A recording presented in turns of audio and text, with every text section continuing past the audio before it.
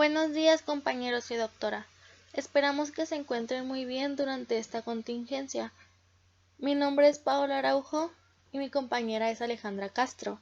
Les vamos a hablar sobre la enfermedad renal crónica desde un enfoque nutricional.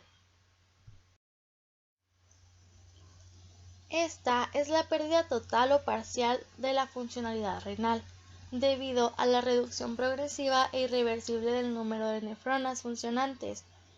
Esto junto a la incapacidad corporal para la conservación del equilibrio de líquidos, electrolitos y también de la conservación del metabolismo.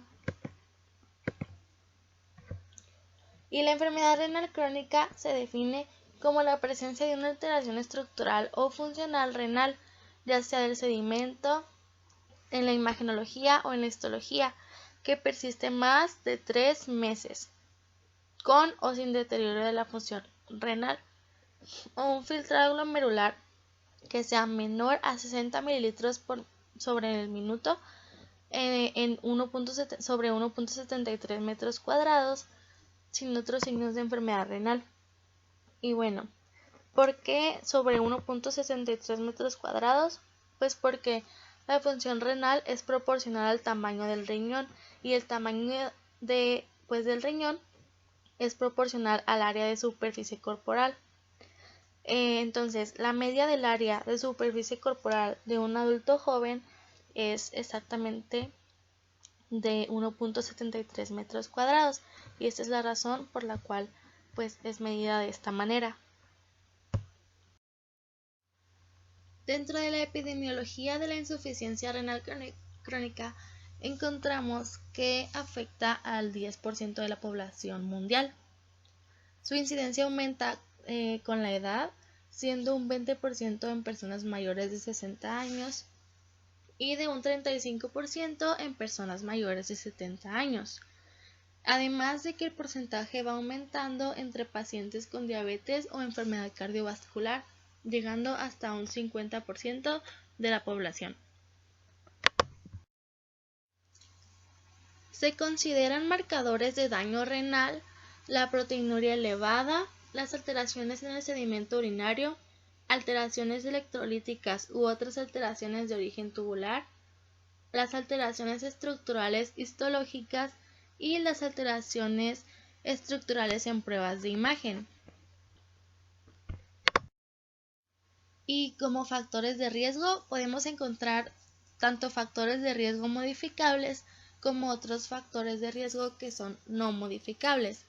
Dentro de los que son modificables encontramos la hipertensión arterial, la diabetes mellitus tipo 2, la obesidad, dislipidemias, tabaquismo e hiperuricemia. Claro, siendo modificables cuando la persona cambia su estilo de vida a un estilo más saludable, cuidándose desde que pues somos jóvenes. Y en los factores de riesgo no modificables pues se encuentran la edad, el sexo, que pues hay predisposición por el sexo masculino, la raza, siendo la raza afroamericana cual tiene más factor de riesgo, y el nacer con bajo peso, además de la privación sociocultural. La enfermedad renal crónica puede estar causada por trastornos en donde interviene primariamente el riñón o secundariamente por enfermedades sistémicas, y algunos ejemplos de patologías que te pueden llevar a desarrollar insuficiencia renal crónica son la nefropatía diabética, la enfermedad vascular aterosclerótica, la nefroangioesclerosis, la hipertensión arterial sistémica, la enfermedad glomerular primaria o secundaria, las nefropatías congénitas, obstrucción prolongada del tracto urinario, las infecciones urinarias que son recurrentes, así como enfermedades sistémicas como el lupus eritematoso sistémico y la vasculitis. Cuadro clínico. Bueno, a medida en la que el daño a las nefronas aumenta, va a disminuir la capacidad de concentración del riñón y la diuresis aumenta para poder eliminar la carga obligatoria de solutos. Cuando la función renal está pues alterada mínimamente, la adaptación del riñón va a ser completa, por lo que los pacientes no van a presentar síntomas urémicos. Pero en un caso en el que el filtrado glomerular ya está muy bajo, ya está menor a 30 mililitros por minuto, se van a presentar síntomas que conforman el síndrome urémico, como anorexia, náuseas, dificultad de concentración, astenia, retención hidrosalínica que nos lleva a estar edematizados, parestesias e insomnio. Y también se pueden encontrar síntomas inespecíficos que pueden ser causados por otra enfermedad intercurrente. La poliuria y la nicturia son los primeros síntomas generalmente, y pues cuando la enfermedad renal evoluciona muy lentamente, hay enfermos que pueden estar asintomáticos prácticamente hasta etapas que ya están terminales, con filtrados glomerulares incluso de 10 mililitros por minuto o hasta menos. Dentro del cuadro clínico de la enfermedad renal crónica temprana se encuentra primeramente la hipertensión, proteinuria, elevación de la concentración del nitrógeno ureico en sangre y creatinina, síndrome nefrítico o nefrótico, además de hematuria macroscópica. Y en la enfermedad renal crónica avanzada encontramos distintos síntomas como fatiga, anorexia, náuseas, vómito matutino, prurito, dolor óseo, impotencia, amenorrea, epistaxis, equimosis facial, miopatía, mioclonías, espasmos musculares, escarcha urémica, pleuresía, pericarditis, además de edema. Hay diferentes clasificaciones de la insuficiencia renal. Una forma de clasificarla es basándonos en la tasa de filtración glomerular. Esta clasificación divide a la progresión de la enfermedad en 5 estadios diferentes. En el estadio 1, la tasa de filtración glomerular va de 90 a 130 mililitros por minuto. Hay lesión renal, pero la función aún es normal o aumentada. En el estadio 2, la tasa de filtración glomerular va de 60 a 89 mililitros por minuto. Aquí hay una reducción leve de la función renal. En el estadio 3, la tasa ya va de 30 hasta 59 mililitros por minuto. Hay una reducción moderada de la función renal en este estadio. En el estadio número 4, la tasa va de 15 hasta 29 mililitros por minuto. Aquí la reducción de la función renal es grave. Y en el estadio 5, la tasa de filtración glomerular va inferior a 15 mililitros por minuto. Aquí ya es una insuficiencia renal muy marcada, muy grave, que requiere diálisis, trasplante o un tratamiento médico para ayudar al paciente a tener una muerte con dignidad. En la tabla de arriba se muestra la clasificación de la enfermedad renal crónica por categorías según el filtrado glomerular. Son 5 estadios, como ya mencioné en la diapositiva pasada, y el estadio 3 se divide en estadio 3A y estadio 3B, donde el estadio 3A va de 45 a 59 mililitros por minuto de filtrado glomerular, y en el estadio 3B va de 30 a 44 mililitros por minuto. Otra forma de clasificar la enfermedad renal crónica es según la albuminuria. Se divide en A1, A2, A3 y se mide la tasa de excreción de albúmina y la relación de albúmina y creatinina. En la A1, la tasa de excreción de albúmina es menor a 30, al igual que la relación de albúmina a creatinina, menor a 30 miligramos sobre gramo y miligramos sobre miliosmol. Esto es normal o hay un aumento leve. En la A2 va de 30 a 300 en la tasa de excreción de albúmina. al igual que en la relación de albúmina a creatinina. Esto ya es un aumento moderado de la excreción de albúmina. Y en la A3 ya es una cantidad mayor a 300 y esto sería un aumento severo. El diagnóstico de la enfermedad renal crónica se realiza mediante un análisis de sangre y orina, la ecografía y en ocasiones la biopsia. En los análisis de orina podemos encontrar muchas anormalidades, tales como la hematuria, proteinuria, cilindros hemáticos e incluso en ella podemos evaluar la función renal.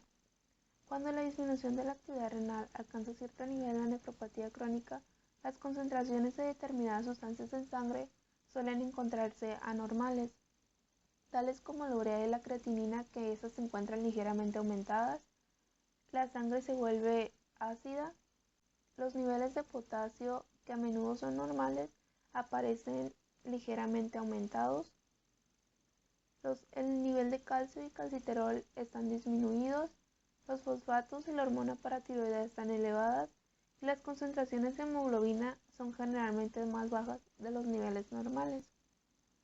Cuando se realiza ecografía es para descartar la obstrucción y comprobar el tamaño de los riñones. Cuando estos se encuentran menores a 9 centímetros y además esclerosados, indican que la pérdida de la funcionalidad renal es crónica. La biopsia es la prueba más precisa, pero no es recomendada cuando los resultados de la ecografía muestran que los riñones son pequeños y además están esclerosados.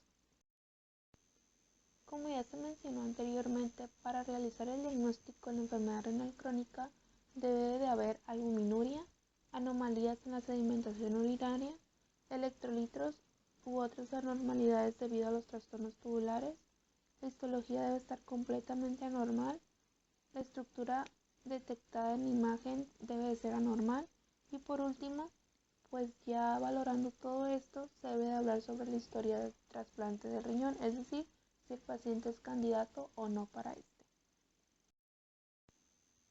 Valoración nutricia en enfermedad renal crónica.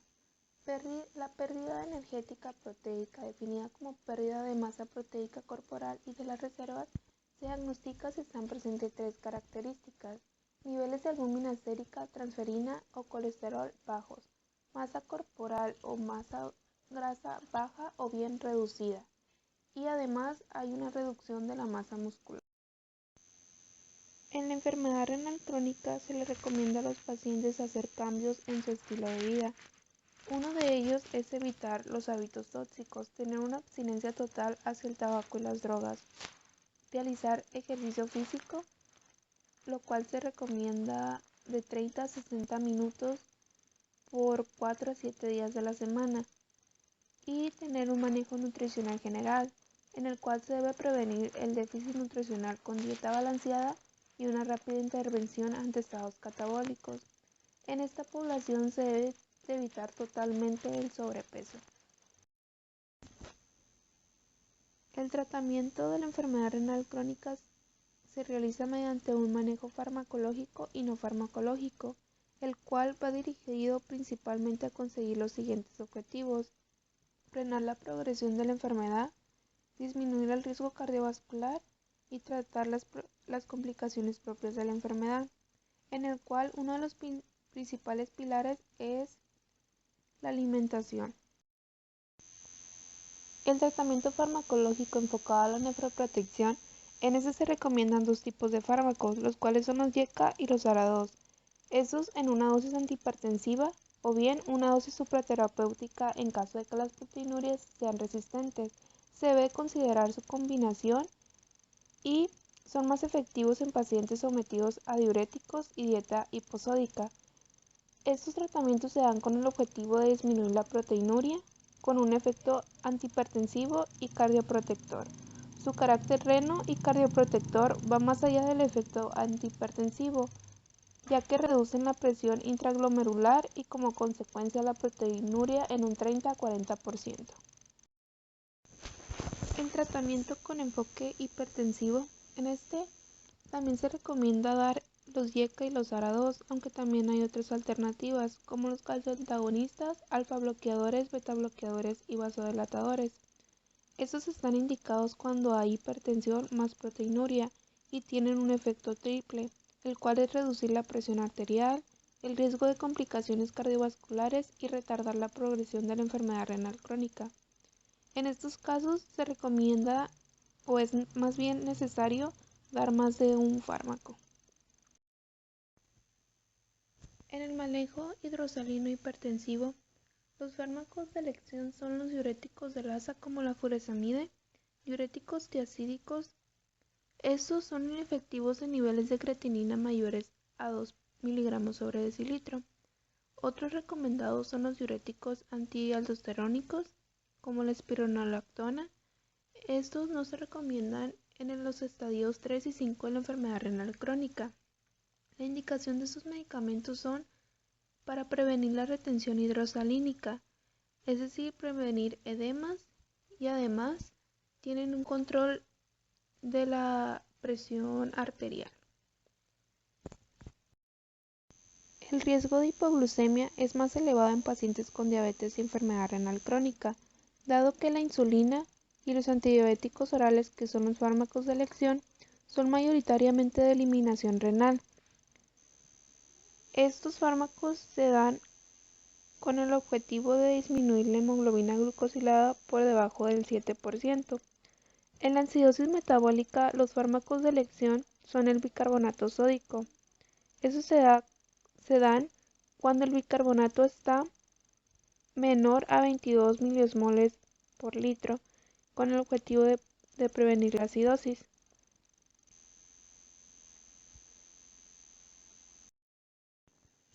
Otra de las complicaciones en la enfermedad renal crónica es la hiperuricemia, en la cual los fármacos de elección es el allopurinol y el febuxostat. Estos se dan con el objetivo de disminuir la uricemia.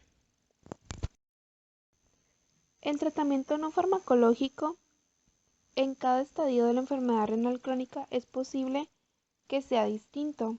Los objetivos fundamentales de este tratamiento son tratar los síntomas asociados al síndrome, es decir, el edema, hipoalbuminemia e hiperlipidemia, además de reducir el riesgo de progresión a insuficiencia renal y disminuir la inflamación y mantener las reservas nutricionales.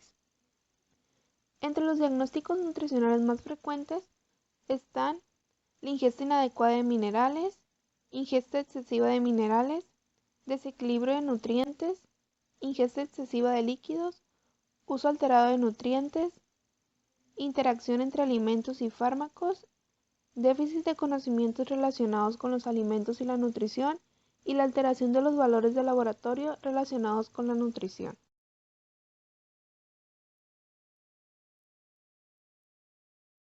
Las porciones de frutas recomendadas son una fresca y una fruta cocinada. Las más recomendadas son los arándanos, mandarina, manzana, kiwi, pera, limón, nectarina, frambuesa y frutas tropicales. Las que se deben evitar comer son la uva negra, el melón, el zumo de tomate, el coco y frutas disecadas. La cantidad de verduras recomendadas al día son 2, en las cuales las más aconsejadas son la cebolla, el pimiento, el apio, los rábanos, la zanahoria, el pepino, y las que se deben evitar comer o tomar ocasionalmente son las acelgas, la calabaza, brócolis, espinacas, etc. La cantidad de cereales y legumbres recomendadas al día son 2 veces, entre las cuales debes elegir entre arroz, pasta, papas, pan blanco sin sal si el paciente es hipertenso, harina de trigo y galletas tipo María. Lo que se debe de evitar comer es la pastelería y bollería industrial, alimentos integrales, cereales de desayuno, avena en copos, soya seca, papas fritas o de bolsa y pasta al huevo. La cantidad de proteínas dietéticas recomendadas a los pacientes con enfermedad renal crónica ha cambiado a lo largo del tiempo. Los estudios han demostrado que una reducción de la ingesta de proteínas hasta 0,8 miligramos por kilogramo al día podría reducir la proteinuria sin afectar adversamente a la albúmina sérica. La cantidad de proteínas que se puede comer en la prediálisis es una vez al día, 2 veces al día si está en hemodiálisis, 2 o más si está en diálisis peritoneal. Las que se recomiendan son carnes magras, como el pollo, pavo, huevos con un máximo de 2 a 3 yemas a la semana, pescados blancos y azules, y las que están contraindicadas son las carnes muy grasosas, embutidos grasos, vísceras, pescados ahumados, pescados de agua dulce y pescados en lata. La leche y los derivados lácteos se pueden tomar una vez al día, medio vaso de leche entera o semidesnatada, 2 o 3 veces a la semana en arroz con leche, flan, natilla, yogur natural y de sabores, y se deben evitar quesos de untar, cremosos y semicurados, batidos con chocolate, yogures con frutas, productos desnatados, leches enriquecidas, flan de huevo, y si está en diálisis peritoneal, debes evitar los postres dulces. En pacientes con enfermedad renal crónica solamente se toleran hasta 3.000 mililitros de agua al día, en las cuales se deben evitar las bebidas alcohólicas, preparadas, bebidas energizantes, cafés, bebidas refrescantes con azúcar y todas las bebidas de cola. La nutrición en diálisis peritoneal.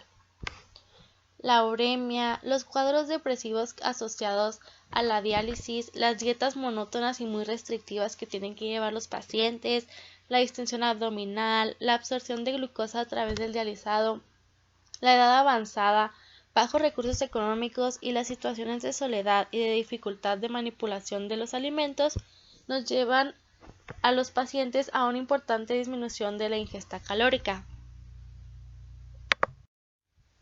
Enfermedades intercurrentes como algunas infecciones, intervenciones quirúrgicas o insuficiencia cardíaca, entre otras, producen un aumento de los requerimientos de nutrientes.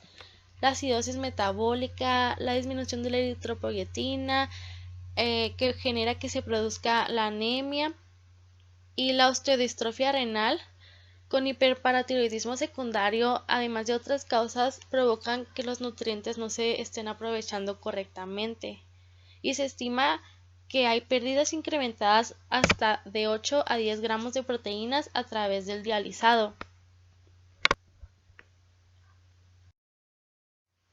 Debido a que un paciente en diálisis peritoneal va a absorber de forma distinta los nutrientes, hay necesidades específicas que se deben tomar en cuenta al hacer la dieta de estos pacientes. Las recomendaciones calóricas para los pacientes en diálisis peritoneal son de 35 calorías por kilogramo de peso al día. Esto relacionado con el peso y la actividad física que realice la persona. Deben ingerir de 1 a 1.2 gramos de proteínas por kilogramo de peso al día y hasta en 1.8 en pacientes que están desnutridos o que tienen grandes pérdidas, como ocurre cuando están en periodos de peritonitis.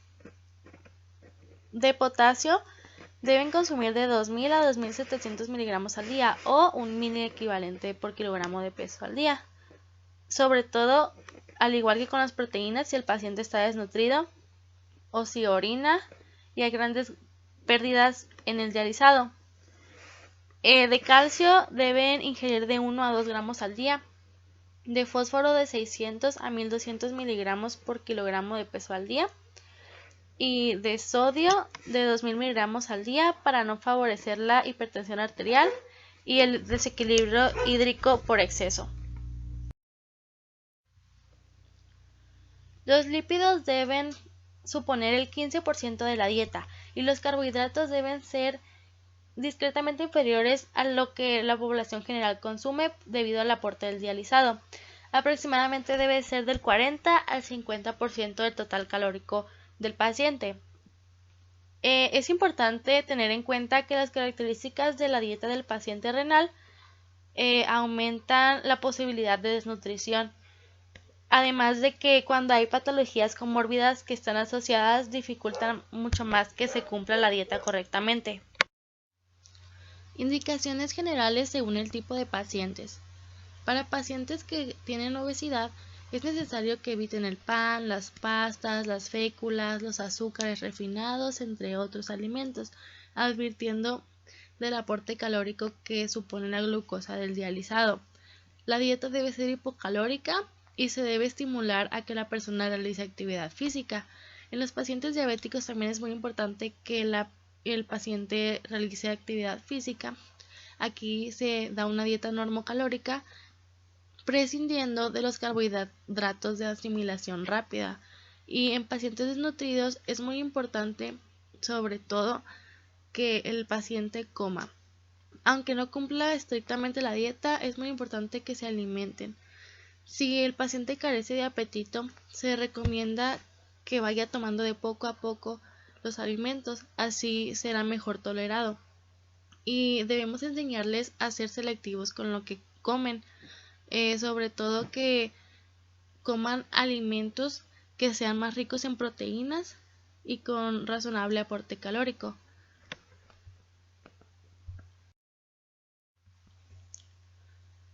En pacientes hipertensos, dado a que son los pacientes a los que más se les recomienda prescindir de la sal, debemos enseñarles trucos para aderezar los alimentos mediante especias en pequeñas cantidades, por ejemplo el orégano, el cilantro, comino, limón, etc. Especias que ellos pueden utilizar para que sus alimentos tengan un mejor sabor y coman más saludablemente. En pacientes con hipercolesterolemia, es necesario que el paciente limite la ingesta de grasas animales. Por ejemplo, puede sustituir la mantequilla por el aceite de oliva. Debe consumir la leche desnatada, los quesos bajos en grasa, disminuir la ingesta de yemas de huevo. Las carnes debe comer principalmente pescado y pollo, aunque el pescado tiene el problema de que es más rico en fósforo. Estas personas no deben tomar vísceras de animales y deben reducir la ingesta de mariscos. Por último, es importante tener en cuenta que cada paciente va a contar con una dieta personalizada. Debemos conocer su historia para conocer la orientación necesaria según los requerimientos de cada persona en especial, sus niveles de sodio, de fósforo, de potasio, sus niveles de colesterol, si es hipertenso, si tiene diabetes mellitus, y así poder darles el mejor manejo y la mejor nutrición a cada uno de ellos.